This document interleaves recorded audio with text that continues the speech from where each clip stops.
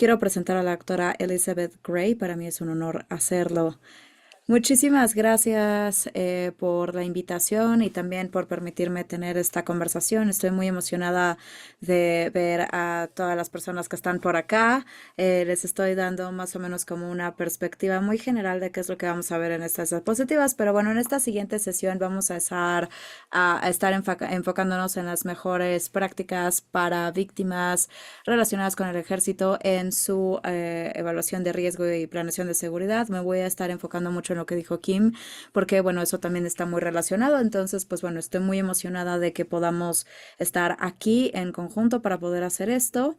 Vamos a estar despidiendo que por favor también pongan sus respuestas a algunas preguntas en el chat, pero también yo quisiera nada más eh, a lo mejor también mencionar a Angel, no sé si están en Wyoming, también me encantaría ver si alguien más también por ahí, pero bueno, me encantaría nada más saber quién más viene de ahí. Pero bueno, muchísimas gracias entonces también a Nova por ser anfitrión y por permitirnos tener esta conversación, porque realmente a mí me ayuda mucho a sentirme conectada con respecto a en dónde estamos como defensoras, promotoras de víctimas militares y bueno, también en el mundo civil. Entonces el día de hoy voy a compartir muchísimo sobre mí y bueno, pues espero que esto también pueda conectar con ustedes, pero bueno, a mí me ayuda muchísimo saber de dónde vienen. De hecho, hay muchas de estas pequeñas instalaciones, por ejemplo, de Sierra, que es muy pequeño, pero bueno, me encantaría poder ver de dónde es que todos se están conectando y bueno, aquellos de nosotros que han servido también, por ejemplo, en las reservas o en la Guardia Nacional, igualmente nos encanta que estén por acá también. Muchísimas gracias. Y gracias igualmente por mencionar en qué tipo de servicios están. Debido a que tenemos promotores, promotoras civiles y militares, les voy a pedir que por favor ayuden a traducir a quienes saben, para quienes tal vez no saben. Yo utilizo un acrónimo que muchas veces no es el mismo en el mismo civil o en la Marina o en la Fuerza Aérea. Voy a tratar verdaderamente de evitar que eso pase, pero puede ser que me equivoque. Entonces, en caso de que algo por ahí se me pase y si les agradecería mucho si me ayudan a explicárselo a nuestros otros amigos para que se entienda. Lo apreciaría muchísimo.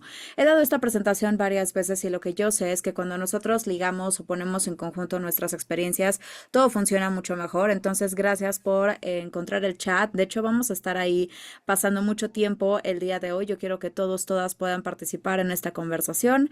A lo largo también de las preguntas que tengan, vamos a mantenerlo todo muy movido. En caso de que tengan una pregunta sobre algo específico, pues igualmente vamos a tratar de darle respuesta al final. Pero bueno, me encantaría poder tener una comunicación constante con ustedes en el chat. Ok, entonces pues bueno, si podemos pasar a la siguiente diapositiva, gracias. Un poquito más sobre mí. Bueno, yo soy trabajadora social clínica licenciada. De hecho, yo tuve un doctorado también en ciencia de salud. Y bueno, también he estado trabajando ya en este campo dentro del Departamento de Defensa durante 25 años. Y también yo fui esposa o pareja de un militar en los 25 años igualmente. Entonces, él es un soldado. Esto quiere decir que él trabaja para el ejército, pero bueno, yo también he tenido experiencia a lo largo del ejército, la marina, así como también en la secretaria de la Defensa, para escribir leyes y ver, básicamente para poder ver cómo hacemos esto. En mi tiempo libre, a mí también me encanta hacer esto, pero igualmente desarrollé un programa que se llama Defensoría para la Conciencia de los Riesgos de las Armas de Fuego, que básicamente habla sobre cómo podemos implementar este conocimiento de armas de fuego para nuestras promotoras igualmente. Y bueno, estas nada más son liberaciones de responsabilidad que mis abogados me ayudan a que ponga aquí. Digo, al final de cuentas, a pesar de que he estado haciendo esto durante un tiempo, he estado haciendo también esto para Nova, bueno, pues todas mis liberaciones de responsabilidades están aquí. La principal es la de hasta abajo, que yo estoy hablando a nombre de mí, no estoy representando a ningún gobierno ni a ninguna agencia del Departamento de Defensa, nada más para que sepan. De hecho, también yo estoy en licencia, entonces, pues bueno, en caso de que alguien necesite que se compruebe, pues lo puedo hacer. Y bueno, esto nada más lo quería mencionar, ya llevo tiempo haciendo esto y bueno, pues estoy muy emocionada de ver esta presentación con ustedes el día de hoy. Ok, entonces aquí está lo que yo espero que podamos aprender y en realidad estas son cosas como muy oficiales, pero lo que verdaderamente quiero que suceda internamente es que que podamos tener una conversación en la que ustedes se vayan teniendo más conocimiento, más conciencia con respecto a cómo es que podemos servir a nuestros clientes relacionados con el ejército y cómo ver esos factores de riesgo que puede ser que sean únicos y que pueden impactar la parte de seguridad y letalidad, que probablemente esto también aplica para algunos sobrevivientes civiles igualmente, pero aquí el punto es de ver cómo es que como miembros del servicio muchas veces pasamos y enfrentamos para servir. Entonces, la intención es que sean tan proactivos como quieran y como puedan. Por favor, al final la intención es estar conectados por ahí. Si hablo de algún tema específico y alguien en el chat tiene un recurso local, por favor, pónganlo en el chat. A mí me encanta cómo eso también puede suceder, así como sucedió con Kim. Entonces, pues bueno, eso también a mí me parece muy importante. Entonces, bueno, vamos a empezar con este escenario muy, muy básico, que de hecho es bastante amplio, ¿no? Puede ser para cualquiera de nosotros, a lo mejor que venimos de diferentes agencias, pero yo quiero que ustedes pongan su imaginación en uso a esta situación. Una clienta llega a su agencia y a través de la conversación, en algún punto dicen que son nuevas en el área. ¿Por qué? Porque su pareja vive y está ahí, pero está en servicio. Entonces utilicen el chat y díganme qué es lo primero que piensan. ¿Qué es lo que piensan de esta situación? Christine dice, ok, sí, que no tiene ninguna red de apoyo, no hay familia, exactamente, que esta va a ser una nueva experiencia para ellas. Chrissy, me encanta que inmediatamente justo te enfocaste en estas redes que las pueden apoyar. Emily, también me encanta que dices, sí, que no conoce esa área tan bien. Muchas veces eso también puede ser algo que se pasa por algo, por alto, puede ser un estado diferente, un idioma diferente, definitivamente una cultura diferente también. Hay que aprender esas cosas. Muchas veces eso fue el reto más grande, el poder hacer que la gente pudiera entender, bueno, es que no sé cómo se hace esto aquí, ¿no? Eso puede ser sumamente difícil para ellas. Efectivamente, bueno, nosotros sabemos que tenemos que saber qué es lo que necesitan o lo que quieren, pero primero, el primer pensamiento muchas veces es, ok, van a necesitar un poquito más, ¿no? Y esto es de lo que vamos a estar hablando el día de hoy, básicamente saber qué es ese poquito más que podemos hacer. Ok. Aquí está la siguiente pregunta. ¿Cuál piensas que puede ser su barrera más grande, la que van a enfrentar dentro de tu agencia? Y aquí quiero ser muy específica porque, por favor, recuerden, utilicen sus conexiones con su agencia también para que ustedes tomen en cuenta y piensen cuál va a ser la barrera más grande que tengan. Ok, me encanta que ya estamos empezando a ver por acá, ok, sí puede ser que les va a faltar un poco de confianza, a veces entender también la cultura militar, ¿no? O del ejército igualmente. Y yo les tengo que preguntar, digo, esta parte de falta de recursos o falta de conocimiento, ¿eso es porque su agencia no tiene el conocimiento sobre sus vidas o porque ellas no saben que su agencia existe? Nada más me da curiosidad saber eso. Ese es un muy buen punto sobre quién hace qué y dónde, sobre todo en comunidades que están interconectadas, en donde puede ser que tengamos múltiples agencias que como que tienen un traslape, eso también puede ser complicado. Ok, muy bien. Amanda, muy buen punto. Sí, exactamente. Puede ser que a lo mejor la parte civil puede ser que no las quiera ayudar directamente porque son del ejército. Definitivamente la jerga militar con lo que batallamos mucho, sí, así como la cultura de la agencia. Y gracias también por explicar la parte de la confianza. Si lo están haciendo de maravilla en el chat, si están queriendo participar, les animo a que lo hagan también.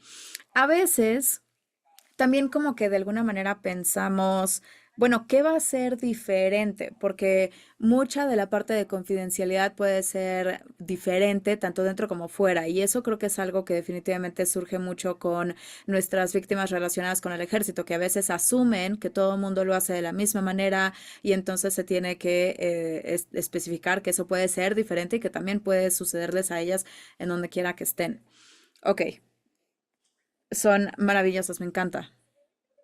Entonces, cuando estamos pensando en nuestro entendimiento actual de la vida militar, yo quiero que regresen al chat y me digan un poco sobre qué es lo que hace que las víctimas militares sean únicas en su riesgo de violencia por parte de la pareja sentimental. Es decir, qué hace que un miembro de la familia militar, porque a lo mejor es más fácil pensar en los miembros de la familia en esta situación, qué puede ser que aumenten sus preocupaciones de seguridad, qué creen que pudiera ser que para una persona que está en una familia, que es miembro de una familia militar, puede hacer que a lo mejor se mantengan seguras. Y créanme que al final de cuentas nosotros estaremos dando dulces si esto fuera presencial, así que bueno, pues gracias.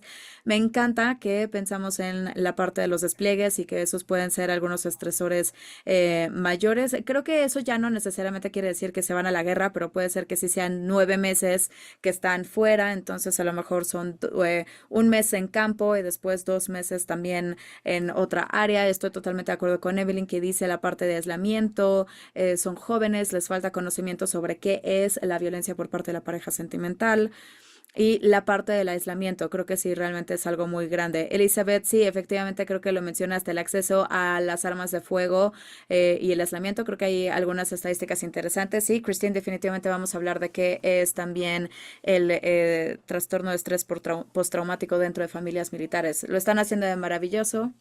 Marianne menciona una de las partes que a mí me encantan, la pérdida también de ingresos. Ustedes deberían de ver mi currículum porque efectivamente nosotros nos hemos mudado 14 veces, bueno, 15 veces, una más porque una no fue oficial, pero sí, definitivamente yo he tenido que negar muchos trabajos y también ceder mucha seguridad financiera para poder apoyar la carrera, definitivamente. Sí, lo están haciendo de maravilla.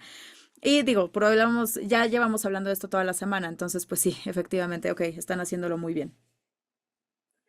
Ok, aquí hay algunos factores que nosotros encontramos a lo largo de la investigación, un poco a través de la literatura, de cosas que pueden hacer que sean bien difíciles para estar en una familia militar. Y aquí es en donde yo puedo empezar a compartir un poco sobre mi experiencia. Y si hablamos de algunos acrónimos que no quedan muy claros, por favor, nada más déjenme explicarlos. O, por ejemplo, igual si alguien lo pone en el chat, algunos de los miembros también del ejército o que conocen, lo apreciaría muchísimo. Yo tenía 23 años cuando me hice un traslado permanente a Alemania, que de hecho literalmente mi mamá me llevó a tal cual.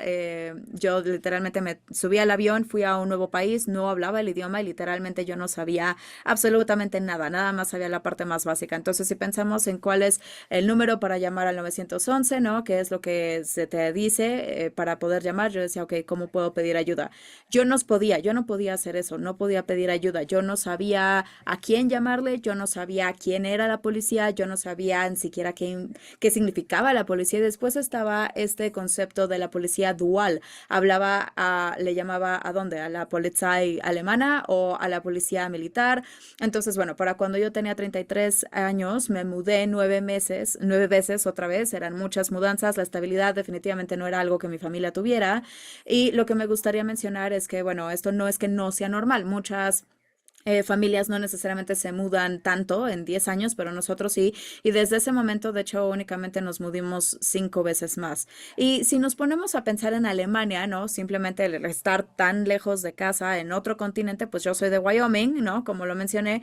Y definitivamente yo creo que también los participantes de Alaska lo pueden sentir igual. Pero el simple hecho de estar en casa en Wyoming, y bueno, yo ya estaba lejos de todo, ¿no? Estaban 2 horas de Denver, que es como el aeropuerto más grande. Mi mamá tenía que viajar 75 millas para poder ir llegar a servicios de salud o 20 minutos para ir a comprar pan. O sea, yo estoy acostumbrada a no estar cerca de nada. Y creo que esa puede ser una de las cosas que nosotros a veces no imaginamos de las familias militares, lo difícil que es llegar a casa donde está nuestra gente, donde están nuestros sistemas de apoyo. Y Wyoming, de una más para poner este ejemplo, así como pienso que hay gente que está en estaciones de Hawái o familias en Guam, etcétera, puede ser bien difícil simplemente llegar a casa. Si yo pienso, por ejemplo, en estar en Rhode Island, era más o menos la misma cantidad de tiempo que me tomaba a mí para poder llegar al aeropuerto de Denver, de Rhode Island, así como de Alemania. Entonces, cuando pensamos nada más en la parte del tiempo, pero la otra parte de esto también es el dinero y especialmente, digo, conforme nosotros empezamos a tener hijos, ¿no? En nuestras familias que ya no están ahí nada más de a gratis, pues bueno, ahora somos una familia de cinco, ir a casa, pues claramente era muy, muy caro.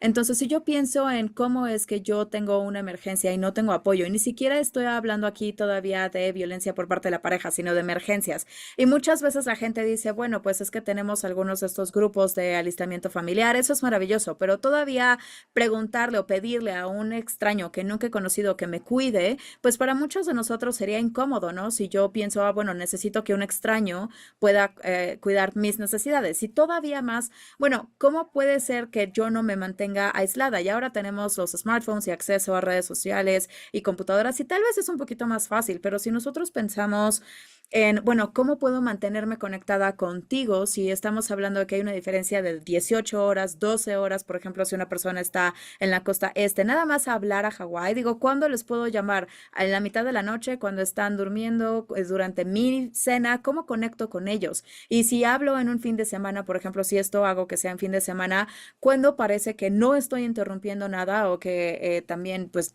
a lo mejor yo estoy tratando de dormir también? Entonces creo que tener estas reuniones a nivel mundial en donde estamos teniendo gente de Guam y de Japón y de Europa al mismo tiempo, eso ya es difícil. Entonces, tratar de conectar con la gente a la distancia es bien difícil. Sí, afortunadamente con las redes sociales puede ser un poquito más fácil y ahora podemos mandar mensajes de texto y llamar más fácil también, pero pues en aquel entonces no era tan fácil. Y también yo tengo que ponerme a pensar en, bueno, ¿qué es lo que nosotros le decimos a las personas cuando son víctimas? Cuando le decimos, ¿te puedes quedar con alguien más? ¿Tienes a una amiga a la que le puedas llamar? Yo sí, ¿no? A 3000 millas de distancia y en medio de la noche, pero sí lo tengo. Entonces, cuando pensamos en el lenguaje que utilizamos con las familias militares o también con las sobrevivientes que son de la comunidad, tenemos que pensar también en cómo es que eso se va a entender. ¿Tienes amigas? No, no tengo amigas. Me he mudado 14 veces en los últimos 25 años y soy introvertida, entonces para mí es bien difícil poder hacer amigas. Yo confío en la gente o simple y sencillamente en mi propia necesidad intrínseca de cuidarme a mí misma y ser muy independiente. A eso puede ser algo bien difícil también para la gente. Entonces tenemos que pensar en el lenguaje que estamos utilizando cuando estamos hablando con nuestros amigos del ejército. ¿Tienes algunos amigos? Digo, no sé, la verdad es que creo que es un tema un poco complicado, ¿no? Cuando pensamos en la parte laboral, tengo recursos, bueno, cada vez que yo tengo que tener un trabajo nuevo, a lo mejor no tengo el mejor trabajo, ¿no? Porque eso fue más o menos lo que me pasó a mí, fue mi experiencia. Entonces yo podía ser empleada, solo que pues no siempre pude estar empleada en una posición que necesariamente fuera la mejor para mí. Y a veces solamente aceptas el trabajo que necesitas o que puedes obtener porque el dinero es importante y es lo que necesitas para tu sanidad mental, ¿no? Y también incluso como proveedora de licenciada, también era bien difícil para mí, principalmente porque yo tendría que transferir mi licencia si yo quería trabajar fuera de la instalación. Entonces, ¿cuántas licencias necesitas para trabajo social? Aparentemente cinco, nada más en mi experiencia. Entonces, puede ser sumamente difícil en realidad el poder crear esta independencia financiera también. Entonces, si yo me pongo a pensar, bueno, ¿cómo es que yo como una víctima puedo guardar o ahorrar suficiente dinero cuando yo me tenía traslados permanentes cada tercer año, ¿no? Y a lo mejor puede que se piense que no es tan caro, pero sí es caro. Y esa es una de las cosas que quiero que pensamos cuando hablamos con víctimas del ejército, como por ejemplo, ¿tienes fondos? Bueno, pues no. ¿Por qué? Porque únicamente nos mudábamos. Yo tenía que estar comprando todo nuevo. ¿Por qué? Porque yo no podía muchas veces llevarme muchas de estas cosas y pues iban sumando los costos. Es otra de las cosas que tenemos que tomar en cuenta cuando hablamos de independencia financiera para sobrevivientes relacionadas con el ejército. Ahora, ¿cuáles son los factores? Y a mí me gustaría también que todos pensáramos en esto, ¿no? Que está este miedo de buscar ayuda. Y hemos tratado de cambiar esto a lo largo del Departamento de Defensa, al menos lo ha tratado de hacer durante años, ¿no? Pensando que pues a lo mejor no hay un impacto a la carrera de una persona, pero sabemos que buscar ayuda es difícil. Y cuando pensamos que a lo mejor la persona, el elemento puede ser que pierda su trabajo, pues no necesariamente hay una promoción familiar, ni tampoco es como que haya este resultado, pero pensamos en, bueno, cómo es que puede hacer que se evite que alguien denuncia, por ejemplo, que esta persona rompió la ley. Eso puede ser un estigma bien difícil para algunas parejas que puedan superar y nada más para poner todo esto en conjunto con todas sus capas, así es como lo tenemos que ver, como todo, como una diapositiva completa, porque ahí es en donde puede ser que tengamos un poco de estrés. Ahora, los últimos dos puntos son los factores potenciales y yo quiero que aquí utilicen o tengan mucho cuidado y que los pongamos en contexto. Así es como a mí me gusta pensar en el acceso a las armas de fuego. Cada miembro del servicio está capacitado para manejar un arma. ¿Ok? Y el número de dueños dentro del ejército es un poquito más alto después a comparación de la población civil, sobre todo después del COVID, pero también hay que saber que hay seguridad con esa capacitación de armas de fuego y aquí esto implica que tenemos menos descargas accidentales dentro de los dueños que tienen armas de fuego, ¿no? Esto no quiere decir que necesariamente los civiles no lo son, simplemente no han tenido tanta capacitación y la mayoría de las personas que tienen armas de fuego, pues sí, esto es algo que definitivamente se toma muy en serio. Si alguna vez hablan a lo mejor con un primer sargento que está, por ejemplo, también en el campo de tiro. También casi el 90% de la violencia doméstica, de los homicidios y los suicidios dentro de la milicia se utiliza un arma de fuego. Entonces aquí sí hay una parte que tenemos que tomar en cuenta. También sabemos que esa estadística es casi idéntica a las contrapartes civiles también. Entonces, cuando estamos pensando en armas de fuego, por favor no salten o vayan directamente al estereotipo de que todas las personas que estuvieron en el ejército o que están en el ejército tienen armas de fuego y que son peligrosas, porque la literatura no dice eso, aunque sí habla de el peligro, ¿no? De tener armas de fuego, así como de asesinatos y suicidios. Y también a mí me gusta mucho pensar en la parte de seguridad.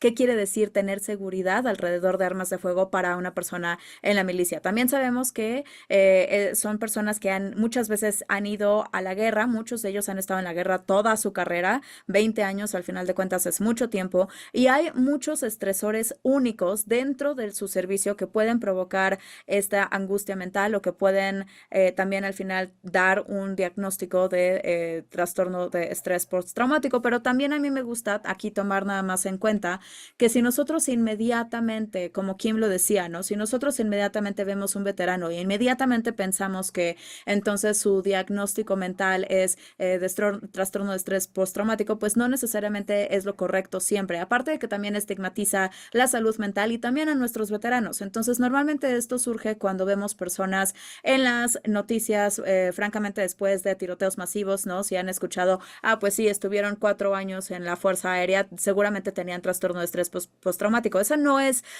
una certeza. Sin embargo, sí sabemos cuáles son las realidades de las situaciones en las que muchos de nuestros miembros pueden estar en estos contextos. Entonces, cuando hablamos de nuestras sobrevivientes, ¿no? Relacionadas con el ejército, quisiera que ustedes pensaran en cualquier tipo de factor que a lo mejor ustedes piensen o consideren que pudiera disminuir este riesgo de violencia por parte de la pareja sentimental en las familias militares o relacionadas con la milicia. Y sí, yo estoy de acuerdo con eso.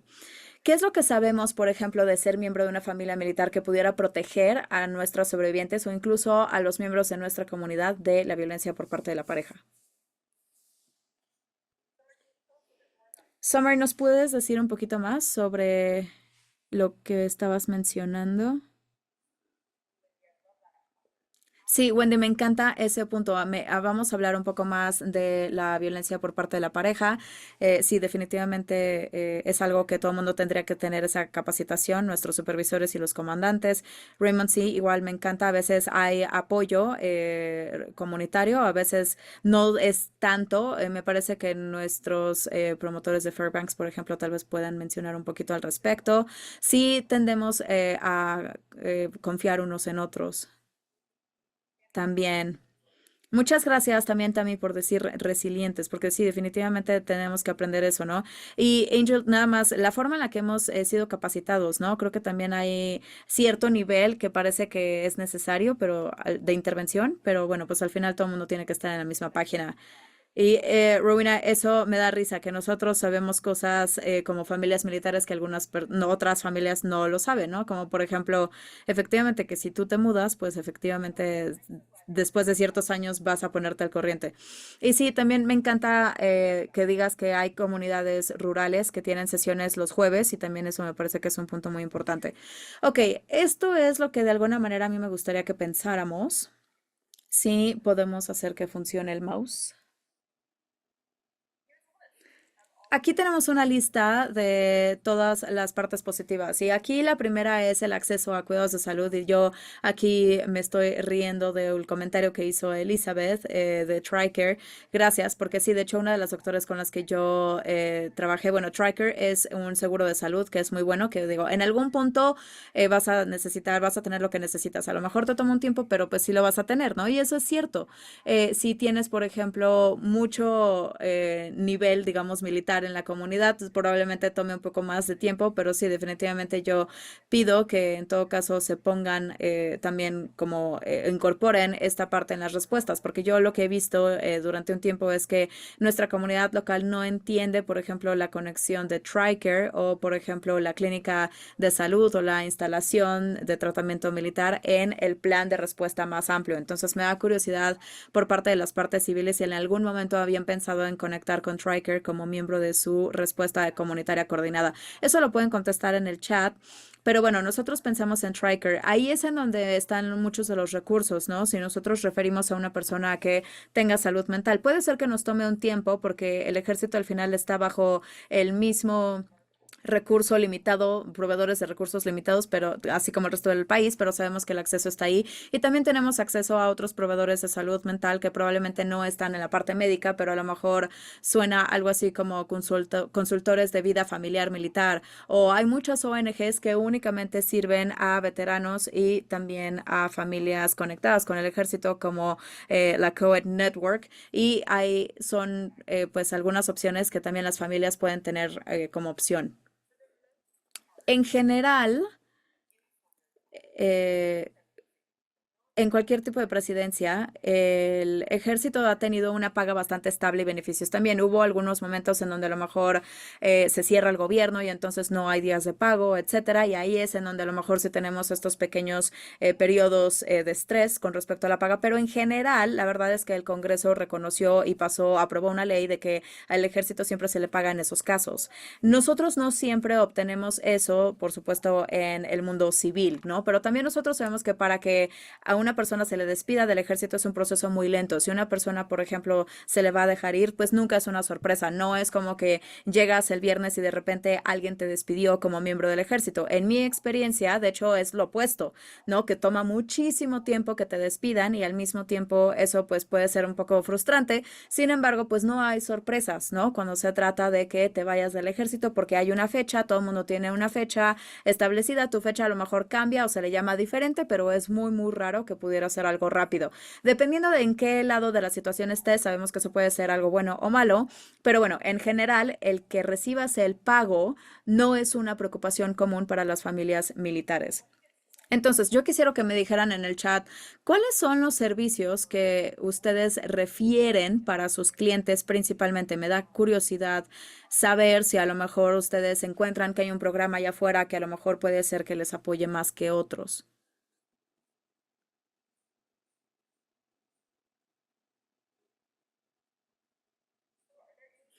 ¿Hay algún servicio que a lo mejor ustedes conocen que el ejército pueda utilizar para apoyar a las víctimas y a las familias? Darren, gracias por mencionar las clases TAP. Sí, una cosa que nosotros hemos notado muchas veces es que, bueno, pues sí, nuestros cónyuges pueden utilizar los recursos de TAPS para poder encontrar trabajos que estén conectados con sus currículums o incluso la búsqueda de trabajos. Lana, no sé si a lo mejor pudieras mencionarlo para que todo el mundo lo pueda entender, sobre todo los acrónimos específicos de servicios, si pudieras decir qué quiere decir el acrónimo. FAB, por supuesto, exactamente, es AFEN. No sé si a lo mejor también lo pudieran poner con el nombre completo.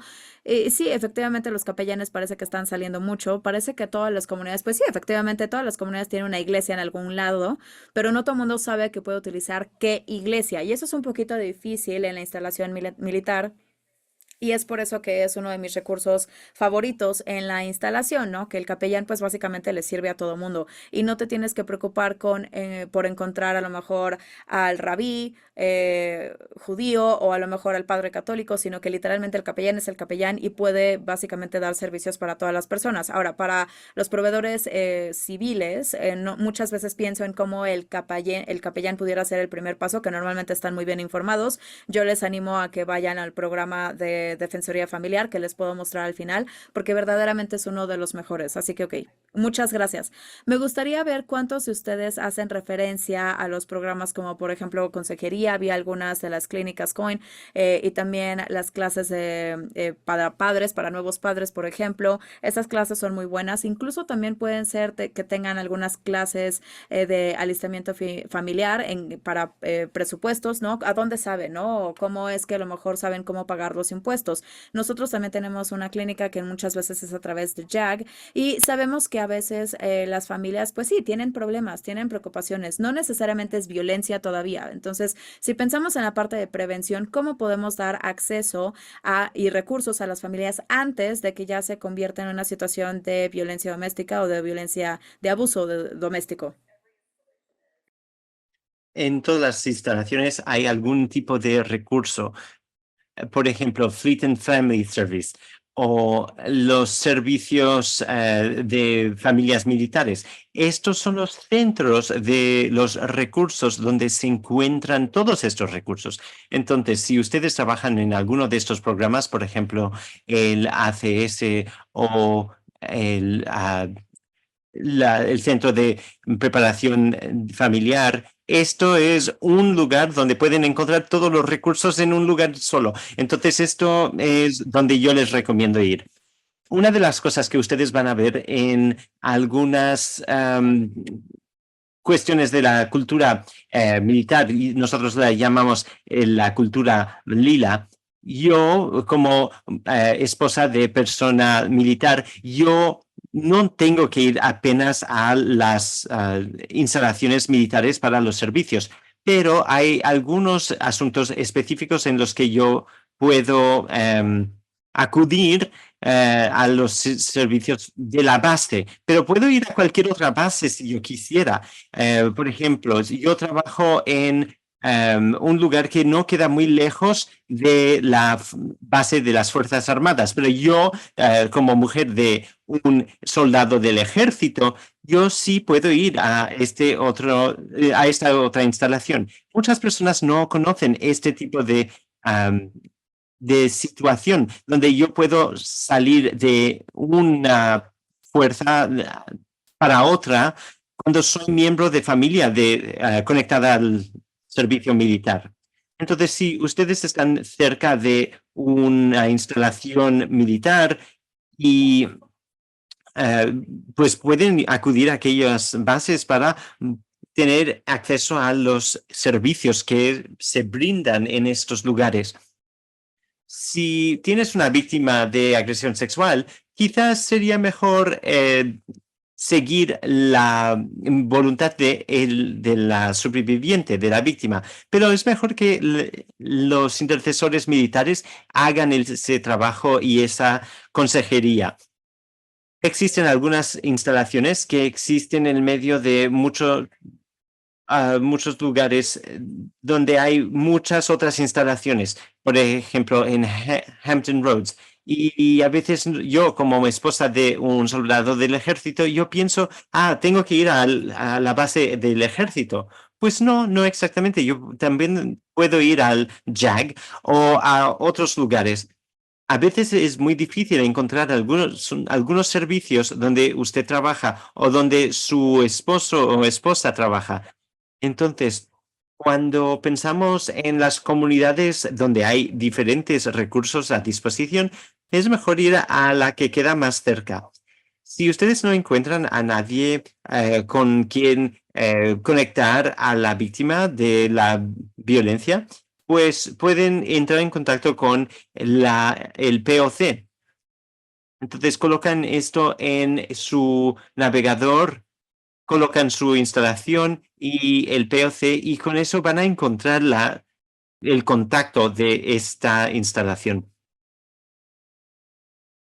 Otra cosa que podemos hacer es, se lo voy a mostrar más tarde, pero una cosa que nosotros podemos hacer es que pensando en los mandos pueden tomar acciones y medidas. Entonces, si hay una cuestión de acoso sexual o agresión sexual, pero cuando pensamos en castigos no judiciales, existen mandos que sí están realizando este tipo de castigo. Entonces, por ejemplo, hay un soldado que tiene una esposa que trabaja en AT&T. Quizás no hay nadie en el mando o en la cadena del mando que pueda mejorar la situación para esta persona, para la esposa. Entonces, podríamos buscar otras maneras para mantenernos seguros. Vamos a pensar en las evaluaciones de riesgos que ustedes tienen hoy en día. Por favor, colóquenlo en el chat. ¿Qué es lo que ustedes piensan cuando estamos pensando en la evaluación de riesgos? Hay una serie de cosas que son bastante parecidas de un lugar para otro, pero quizás hay otras que son específicas. Entonces, coloquen eso en el chat. ¿Qué es lo que hace que su situación sea única o especial? Entonces, estas evaluaciones muchas veces son mucho más de que una conversación, sino es como una manera de entender cuáles son los peligros de esta persona que enfrenta cada día. Entonces, cuando pensamos en los supervivientes conectados con el servicio militar, lo que pensamos en sus servicios y que existen en diferentes instalaciones, hay que pensar en que nosotros tenemos un lenguaje común que se comparte en todos estos lugares. Cuando yo pienso en realizar las evaluaciones de riesgos, yo tengo que pensar cuál es la situación de esta persona, de la víctima.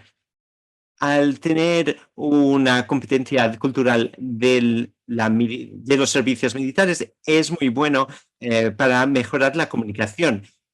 Y con esto hay que explicar esto a los otros profesionales. Entonces, desde mi punto de vista, una respuesta coordinada es muy útil.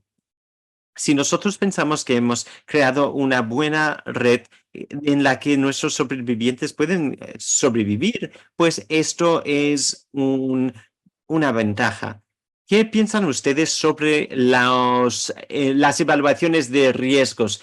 ¿Creen que son necesarias? ¿Son fundamentales? ¿Cómo que lo ven? ¿Qué es lo que opinan sobre la evaluación de riesgos?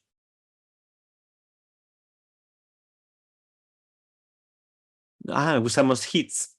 Muy bien. Y son útiles para la planificación de seguridad. Eso es muy bueno para entender la situación de las personas y también son necesarias para la evaluación y para comenzar la conversación sobre estos temas. Sí, Lana, estoy de acuerdo. Si se utilizan de manera correcta, pues sí, entonces valen la pena. Y vamos a hablar más de esto. Si no, si son apenas para poner un tick en la caja, pues no están siendo utilizadas de manera muy buena, ni mucho menos eficaz. Entonces, eso es algo que yo siempre digo. Y me encanta lo que tenemos aquí, que nos ayuda a crear un mapa de los recursos que existen. Entonces, cuando pensamos en la planificación de seguridad y consideramos los factores de riesgo, pensamos en cómo podemos hablar sobre el plan de seguridad, los cambios que existen para la víctima conectada al servicio militar. ¿Puede ser que planteemos la pregunta de otra manera? Wendy dice que sí. Y pues ahora, ¿por qué quieren?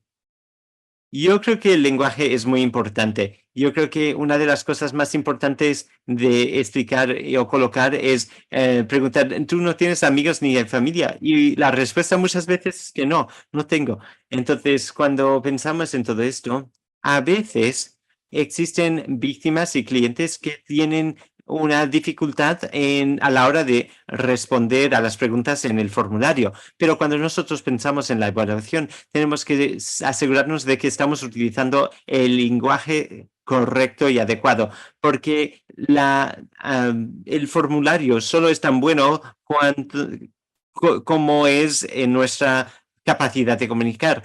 Si no tenemos una comunicación buena, pues no vamos a tener datos buenos para saber cómo lidiar con su situación. Y también tenemos que pensar en la confidencialidad. Yo sé que vamos a hablar sobre esto en otras sesiones, quizá de esta semana o la semana que viene, pero podemos pensar en cómo podemos eh, lidiar con estos diferentes factores.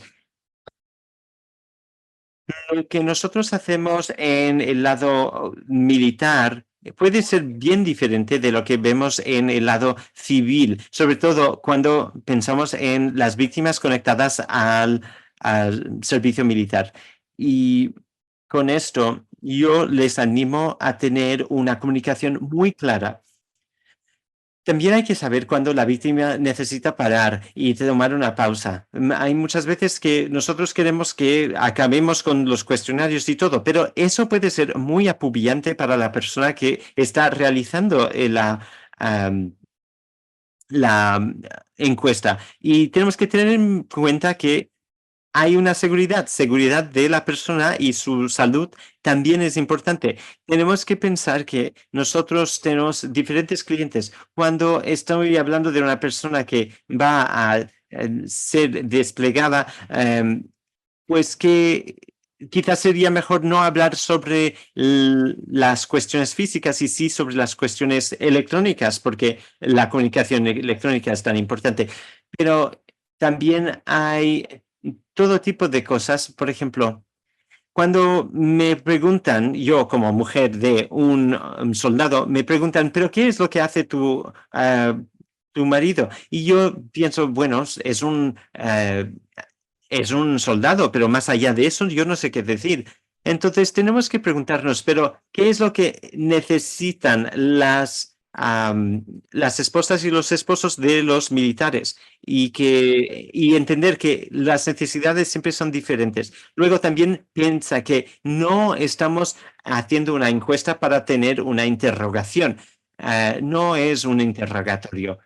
Tenemos que crear una relación para que la persona se sienta segura y que quieran volver a buscar nuestros recursos. Muy bien. No sé por qué, pero el mouse no me funciona. Pero vamos a estar hablando de algunos factores bastante comunes. Creo que tenemos varias cosas que son bastante importantes que ustedes pueden considerar. Por ejemplo, la estrangulación. Yo creo que no hablamos suficientemente de la estrangulación. La persona que es asfixiada de esta manera realmente no sabe hablar de esto. Solo tarda 6,2 segundos para hacer que la persona estrangulada sea inconsciente. Entonces, hay que hablar de esto un poco más. Y yo también estoy hablando de la estrangulación. Es diferente de otros tipos de asfixiación. Entonces, la persona dice que yo fui, o que fue estrangulada y, con, y a veces esto crea una situación porque cuando pensamos en la estrangulación, no es conmoción, ¿no? Es diferente, es algo físico. Y si tú dices que alguien ha sido estrangulado, pues tenemos que pensar en el contexto del cliente militar. Entonces, sabemos que existen diferentes maneras de agarrar a la persona. Por ejemplo, la sujeción por estrangulamiento. Y tú puedes decir, este tipo de técnica es algo que se le enseña a un soldado. Y alguien dice, bueno, alguien me puso en sujeción por estrangulamiento. Y muchas personas dicen que tienen entrenamiento sobre la cuestión de seguridad sobre estos temas y hay que tener esto bastante claro. Y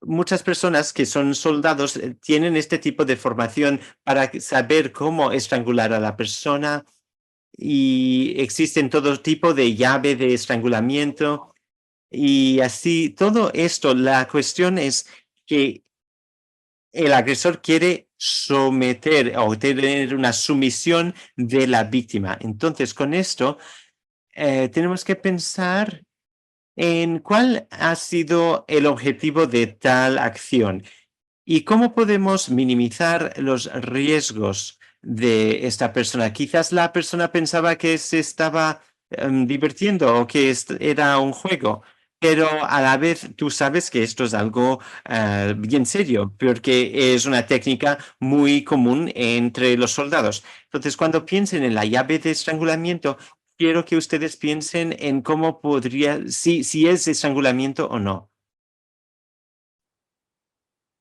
Los recursos que tienen aquí en la pantalla son, están disponibles para ustedes, pero cuando pensamos en todo este material está actualizado, lo actualizamos en octubre, tenemos las estadísticas también, pero pueden bajar esto en la página web donde existe toda esta información. Luego tenemos la cuestión del acecho. El acecho físico ha visto una tendencia a la baja, pero el acoso cibernético ha visto una tendencia hacia arriba. Entonces, lo que vemos es que los empleados civiles saben un poco de todo esto. No vamos a entrar en muchos detalles técnicos, pero no hay que anunciar sus informaciones personales, por ejemplo, su trabajo, dónde está, y entonces el Facebook o el Instagram de las personas son fuentes totalmente abiertas y lo que nosotros diríamos que ustedes tienen una seguridad cibernética bastante baja. Entonces, lo que yo quiero que ustedes piensen es cómo podemos mejorar la comunicación con los clientes y protegernos del acecho de las personas en línea. Entonces, va a haber el mes de el acecho y pueden encontrar muchos recursos sobre el acecho en línea y con eso también puede considerar pues un plan de seguridad. Yo quiero saber ahora si en sus agencias existen recursos para la seguridad cibernética. Si sí, por favor coloquen una griega para sí o N para no. Ah, y también tenemos en español y hablaremos de esto en breve. Pero hablaremos de la distancia y del tiempo que tenemos distante de nuestra familia y cómo podemos controlar a nuestra familia. Pues la opción digital es muy poderosa. Entonces hay que pensar en tres cosas. Mm, Hay que cambiar primero de todo todas las contraseñas. Hay que saber proteger nuestra imagen en línea y reconocer si hemos recibido muchas llamadas de una persona que nos está siguiendo. Entonces hay una serie de cosas que deberíamos conocer y ser un poco más, digamos, más hábiles con nuestras capacidades de seguridad en línea. También deberíamos pensar en quiénes son nuestras víctimas cuando pensamos en las personas del servicio militar, son personas de 18 a 25 años. Entonces son nativos digitales, es decir, ellos saben mucho más sobre estas cuestiones que algunos de nosotros. Y ni estamos hablando de la inteligencia artificial, pero sí es un tema también. Cuando pensamos en los factores de la letalidad, estos realmente pueden ayudarnos a identificar si tenemos una situación grave o hasta fatal o letal. Entonces tenemos que pensar en la lente con la cual vemos estos factores tan comunes, sobre todo cuando pensamos en la letalidad aumentada. Y esto puede ser un agresor o el agresor amenaza con matar a la víctima y a sus hijos. Hay algunas cosas que realmente me saltan a los ojos. Por ejemplo, el delincuente consume alcohol o drogas en exceso. Esto puede ser una situación bastante común, pero claro que los soldados no pueden utilizar sustancias ilícitas como marihuana, por ejemplo. Y yo quería saber si ustedes piensan que el alcohol no es un factor importante en las familias. Las personas están diciendo que no. No, claro que no.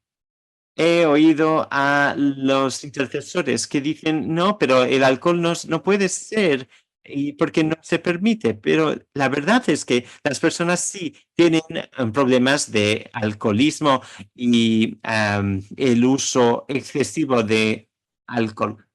El tercer punto aquí también creo que sería bueno que ustedes consideren el delincuente tiene acceso a armas. Piensa que el Departamento de Defensa tiene una serie de protocolos que hay que seguir para reducir el número de asesinatos que hay y homicidios que se producen con las armas. Y muchas veces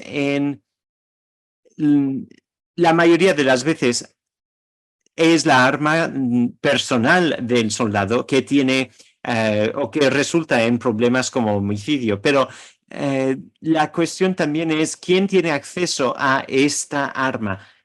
El acceso es la llave. Entonces tenemos que pensar quién tiene el acceso a esta arma, porque esto puede tener un impacto en este tipo de delito. Nosotros solo perdemos nuestros derechos de la segunda enmienda, es decir, poder portar un arma, solo por nuestros propios comportamientos. Entonces, cuando esto sucede, es algo serio y que puede hasta perjudicar la vida de un soldado. Nosotros recientemente teníamos muchos dueños nuevos de armas y es importante hablar sobre las armas y pensar si esto tiene una conexión con la letalidad o no. Cuando yo trabajo bastante en este campo, oigo que la infidelidad también es un problema. ¿Hay bastante de esto en su trabajo? Sí, mucho. Entonces es un tema recurrente. Entonces en los programas de intercesión para para las víctimas, las relaciones son muy importantes y nosotros sabemos que los números de casos de suicidio tienen mucho que ver con la infidelidad. Esto se ve en las relaciones que existen entre personas del servicio militar como entre personas civiles y militares. Y cuando pensamos en la planificación de seguridad, primero de todo pensamos en nuestro plan de seguridad y lo que hacen nuestros intercesores. Lo que hacen ustedes en sus agencias civiles es bien parecido con lo que nosotros hacemos en las agencias militares. Primero de todo, ¿cuáles son las preguntas que tengo y qué marca la diferencia? ¿Para quién es el plan de seguridad? ¿Es para mí, la agencia, porque hemos mostrado que hemos cumplido con los requisitos o es una manera para abordar el tema? Y luego nos preguntamos, ¿quién tiene una copia de este plan? Por ejemplo, el superviviente dice, no, yo no puedo llevarme esto a casa, y si me lo encuentran. Pues es una pregunta que hay que plantearse. Luego hay que pensar si ustedes dicen que los clientes no se relacionan bien con usted. Usted em, se sorprenderá porque muchas personas hacen una revisión del plan de seguridad y esto es bastante importante. Y sí, ¿y qué pasa cuando un cliente se niega a realizar un plan de seguridad? Pues muchos intercesores dicen, pero ¿cómo así? Puede ser que se nieguen a hacer un plan de seguridad. Pues imagínese, es una posibilidad y aquí es donde vemos que el lenguaje es tan importante. Van a ver, bueno, cuando pensamos en estos temas que vemos en la pantalla y cómo se alinean con lo que ustedes hacen en su agencia, el Departamento de Defensa tiene una estrategia. No vayan atrás porque es muy vieja, la estrategia y ya está muy ultrapasada, pero lo que sí que nos da es una pista de cuál es el proceso. Muchas de nuestras agencias han desarrollado su propio plan de seguridad y existen una serie de planes de seguridad. Existen algunas que están en el teléfono y cuando ustedes entran en contacto con otros intercesores de víctimas en su región, sería bueno que ustedes hablen sobre el plan de seguridad y qué tipo de recursos ellos están utilizando. Cuando tenemos clientes que tienen servicios en el lado civil y otros que reciben servicios en la base militar, vemos que hay una diferencia y nos preguntamos, pero ¿dónde está la brecha? ¿Por qué hay una brecha de información, a pesar de que los dos, el civil como el militar, son intercesores? ¿Por qué no hay una conexión más estrecha entre los dos procesos? A veces hay agencias que dicen, no, yo solo utilizo este plan de seguridad que es obligatorio, que hace que nuestras víctimas tengan que usar dos planes de seguridad, el oficial y el no oficial.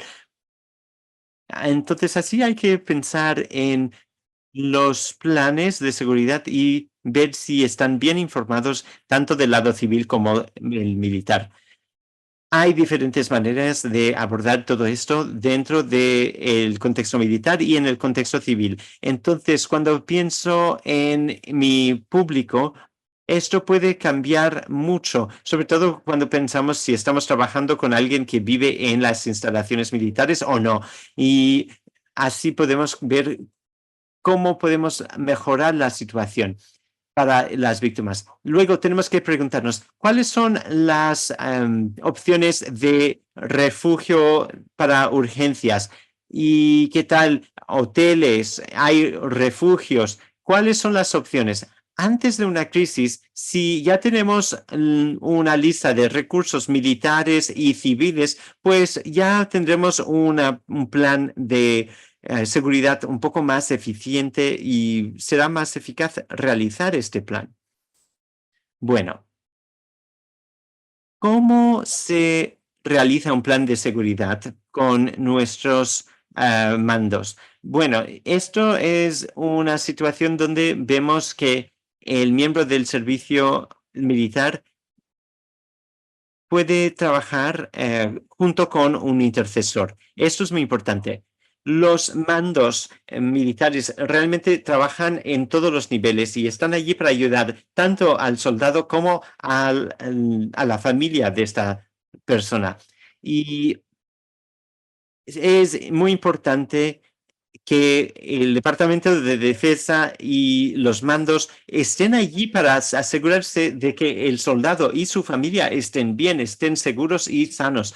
Entonces, pensando en el abuso sexual de niños, de menores, hay que llamar a alguien. Entonces, se habla muchas veces de las personas y los recursos que existen fuera de las instalaciones y que hay que tener una denuncia, sobre todo en estados como en California.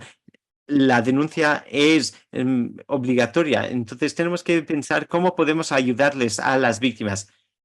Cuando pensamos en dónde las víctimas podrían encontrar ayuda, muchas veces cuando estamos hablando de la persona militar, hay que ir al mando, al mandatario que puede ser la persona que ofrece un recurso. Quizás no vaya a poder hacer mucho esta persona, pero sí le puede indicar diferentes recursos. Y es muy importante que nosotros incluyamos al comandante para que esté dentro del proceso, si no, crea un poco de ceguera. Y solo para continuar, sobre todo cuando pensamos en refugios seguros, no siempre es fácil encontrar un refugio fuera de la casa o fuera de la base o de las instalaciones. Pero lo que sabemos es que es algo que hay que preguntar bastante a los intercesores para las víctimas con conexión a los servicios militares. ¿Dónde iría la víctima si tiene que salir de su casa y buscar refugio? ¿Qué tipo de alojamiento existe y cuáles son las reglas para el alojamiento en la base y fuera de la base? Eso es muy importante.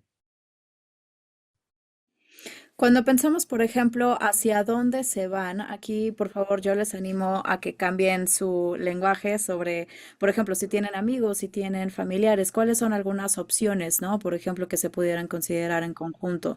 Porque hay veces que la gente dice, es que no me puedo ir a mi casa, no me puedo ir a quedar con mi hermana, no me puedo ir a quedar con mi mamá porque no son cercanas. Está esta noción de que siempre hay también una cama para los miembros del servicio para que puedan dormir en las barracas y eso ni siquiera es cierto.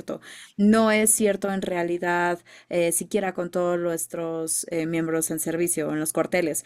Entonces tenemos que pensar antes de una crisis, antes de que tratemos de buscar estos servicios tanto para miembros de la familia o los miembros en sí.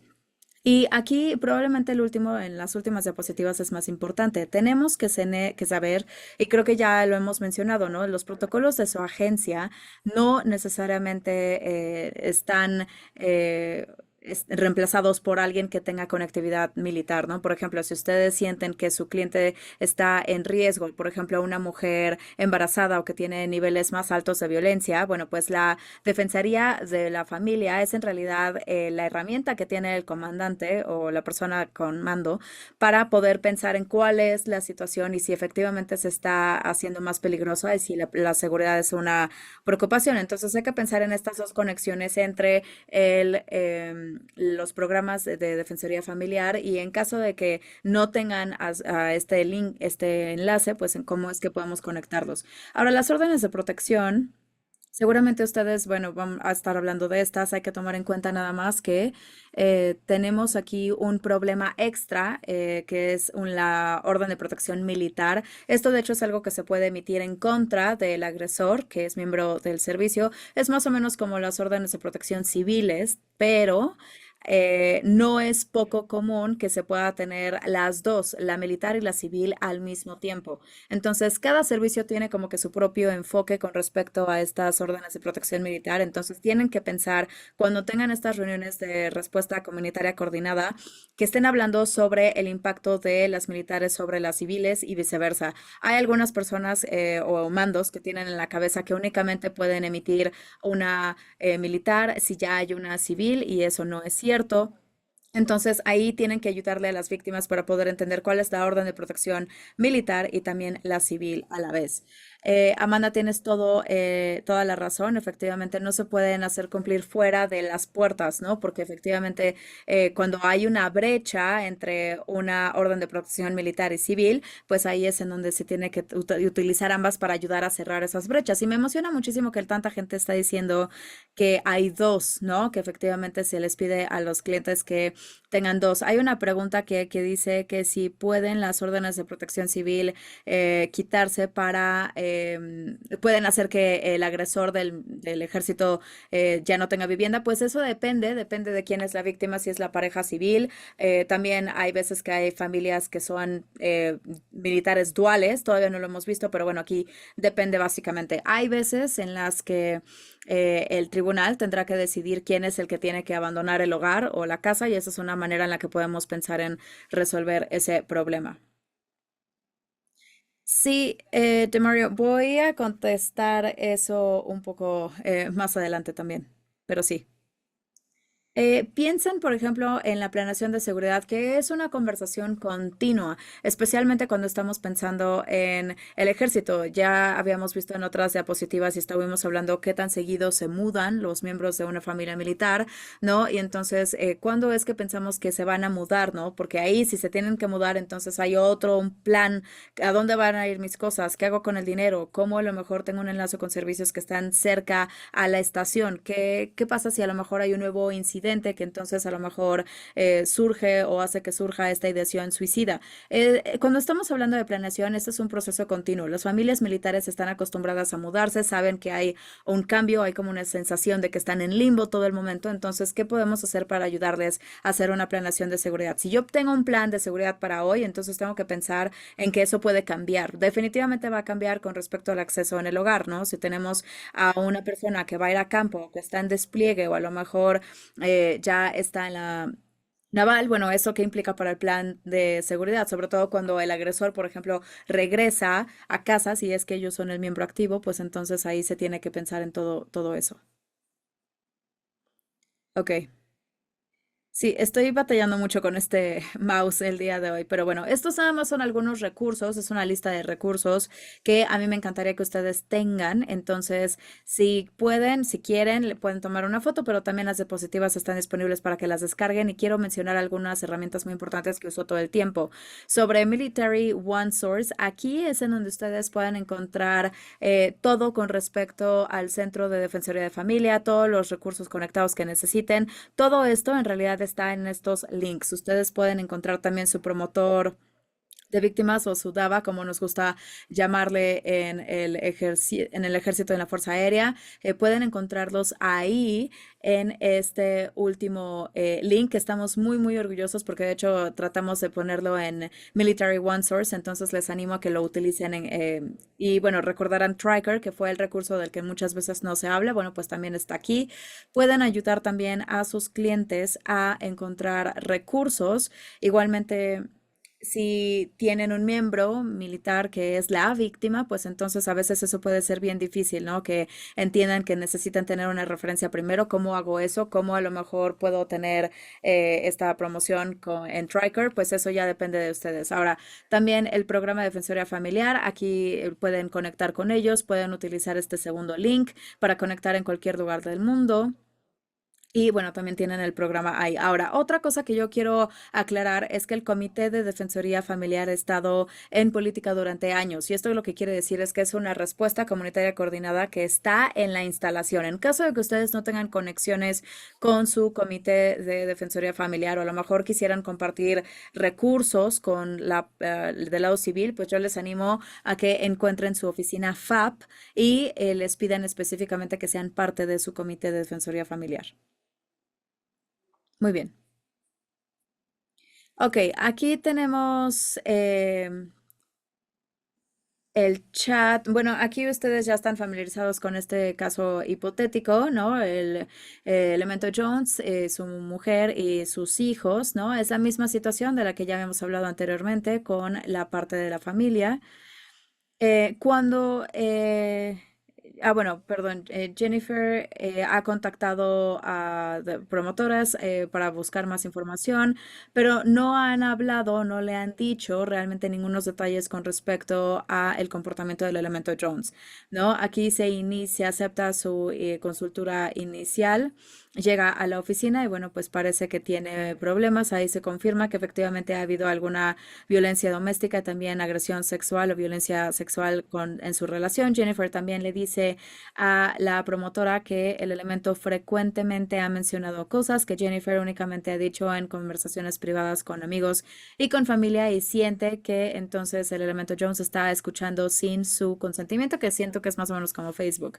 Pero Jennifer, bueno, encuentra un dispositivo que está puesto en su coche y parece que es como una especie de dispositivo para rastrear o escuchar de algún tipo y entonces Jennifer parece que entra y sale a su casa en el sistema de seguridad y bueno, pues eso fue algo que se hizo hace poco. Jennifer dice que se tiene que ir de casa y tiene que llevarse a todos sus hijos, incluido Dakota, em, porque Jennifer no siente que estén a salvo. Y entonces le preguntan qué es lo que tiene que suceder después.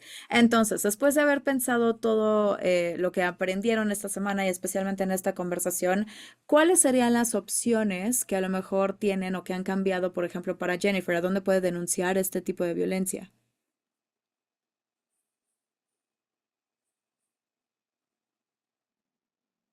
¿Algún pensamiento, alguna reflexión sobre si a lo mejor ella podría tal vez recurrir a un informe confidencial o no confidencial?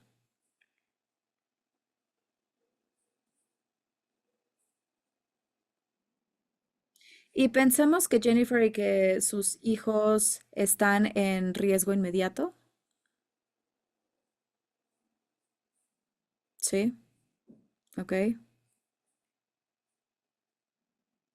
Sí, yo estoy de acuerdo. Y avísenme si quieren que regrese la diapositiva anterior. Cuando pensamos en las opciones de denuncia, ¿no? De Jennifer, digo, sabemos que está en riesgo, pero eso impacta, o a lo mejor aquí la pregunta sería, ¿cómo impacta eso sus opciones de denuncia? Sí, parece que alguien dijo que les gustaría que fuera no confidencial. Cuando yo pienso sobre el acecho, ¿no? Eso definitivamente a mí me preocupa y podemos platicar de historias todo el tiempo sobre cómo la gente utiliza la tecnología para acechar. Pues sí, definitivamente eso también es una preocupación. ¿Y qué hay sobre la parte civil? ¿Hay algo del lado civil que también se tendría que considerar para Jennifer? Digo, no sé, tal vez cómo eso puede impactar algunas opciones de denuncia por fuera. Sí, yo esperaría que efectivamente pudieran tener una MGP. Ok, sí, Norma, eso es interesante, que pues sí, puede ser que la parte de civil haya sea una denuncia obligada, sí, eso puede ser cierto en algunos estados. Ok, y nada más aquí una pregunta rápida, platíquenme, ¿qué tan difícil es poder obtener una orden de protección civil en su comunidad para acecho?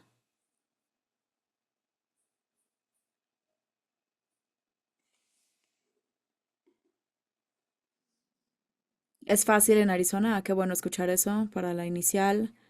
Sí, Chrissy, justo por eso pregunto específicamente de su área. Muy difícil para algunas, ok.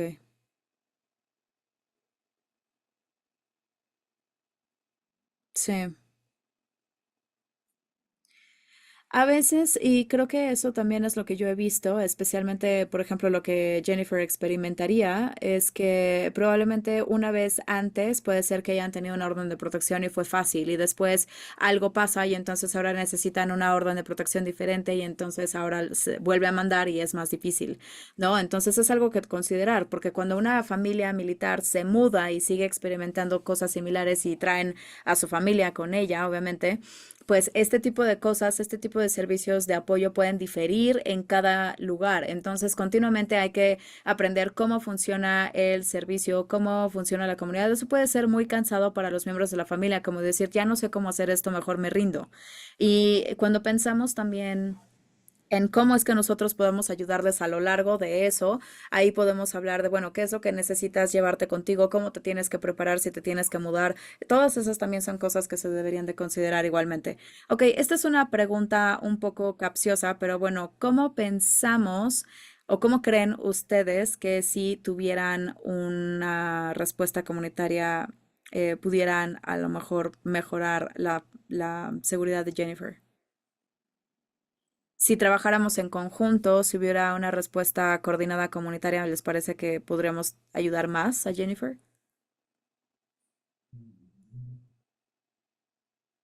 Sí. Creo que es una pregunta fácil, ¿no? Pero esta coordinación no sucede en todas las comunidades. En algunas comunidades yo he visto que incluso puede ser que haya una lucha, ¿no? De cómo es que a lo mejor tenemos los recursos o cómo tenemos acceso a nuestros clientes. Entonces yo verdaderamente les animo a que si no han contactado o conectado con sus promotores fuera o viceversa, si ustedes son promotores civiles, nada más hay que considerar cómo pueden conectar con el promotor militar. Entonces, pues bueno, les animo a que descarguen las diapositivas, que conecten, que sigan los links de Military Wonders para que ustedes puedan también encontrar su comité de defensoría familiar, su programa de defensoría familiar, que puedan sentarse y tener una reunión, ya sea en instalaciones o fuera, que se inviten para que entonces también puedan estar ahí en conjunto. Y bueno, ya casi terminamos, nada más aquí, bueno, les quería mencionar, en caso de que quieran unirse o que conectar conmigo en LinkedIn, raramente estoy en LinkedIn, pero bueno, ahí estoy ahí más o menos como una vez a la semana, pero me pueden conectar por ahí, me encanta aprender, hay muchísimas personas, muchos promotores que comparten cosas maravillosas en LinkedIn, entonces me encanta cuando hay alguien que quiere conectar conmigo, porque a mí también me ayuda mucho a poder mantenerme conectada, entonces me pueden contactar, ahí está mi email y también me pueden contactar por ahí. Y después, Eva, te voy a dejar que tú expliques estas últimas partes, pero muchísimas gracias.